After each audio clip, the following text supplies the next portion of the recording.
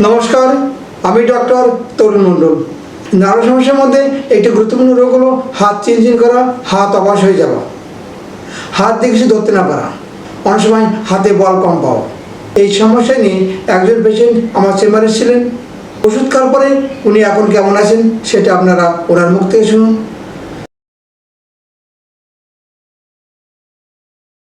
ওষুধ খাওয়ার পরে আপনি আগে যেরকম সমস্যা ছিল সে তুলনায় এখন আগের চেয়ে কেমন আছেন? আগে যে হাত চিনচিন করতো অবশ্য হতো সেটা এখন হয় না? হয় না। আগে হাতে কি হতো? আগে হাত ঝিমঝিম করতো, হাত ঝিমঝিম করে ক্লিক মারতো, কিন্তু সেটা এখনো হয়। সেটা এখন আর হয় না। একবার ওষুধ দিছি তো? হ্যাঁ, একবার ওষুধ খেয়ে সমস্যা নেই। আপনার নাম? কলকাতা বয়স? 60। এখন ভালো আছেন? এখন কাজকর্ম করতে পারেন? আগে হাত দিয়ে কিছু ধরতে পারতেন না? না, আগে হাত দিয়ে ধরলে কি কষ্ট হতো?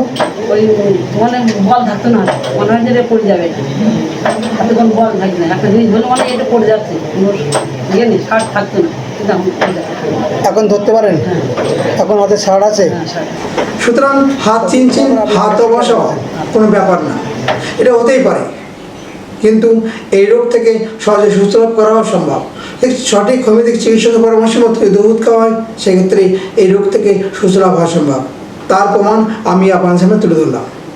এই হাত চিনচিন বা অবশের জন্য উনি কিছু কাজ করতে পারতেন না, কোনো কিছু ধরতে পারতেন না, কোনো কিছু ধরলেই হাত থেকে পড়ে যেত, কোনো কিছু টাকা যে গুনবে তাও গুনতে পারতো না।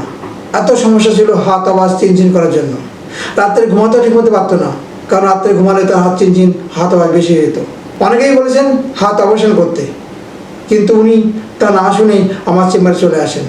ওষুধ খাওয়ার পরে উনি আজ দিব্যি ভালো আছেন এবং সুস্থ আছেন। সুতরাং হাত আওয়াজ, হাত চিনচিন এটা কোনো ব্যাপার না। ওষুধ খেলে এই রোগ থেকে সহজে সুস্থ লাভ হওয়া সম্ভব। এর জন্য পড়ে না কোনো এমআরআই বা কোনো এক্সরে। শুধু হোমিওপ্যাথিক ওষুধ লক্ষণ অনুসারে প্রয়োগ করেই এই রোগ থেকে খুব সহজেই সুস্থ লাভ হতে পারবেন। এই হাত আওয়াজ, হাত চিনচিন কেন হয়? প্রধান কারণ হলো স্পন্ডিলাইটিস থাকলে এই রোগ হতে পারে। 2 নম্বর, যদি কোনো কারণে ঘাড়ে কিংবা হাতে আঘাত লাগে সেক্ষেত্রে হতে পারে। অনেক সময় ভিটামিন ঘাটতির জন্য এই রোগ হওয়ার সম্ভাবনা থাকে।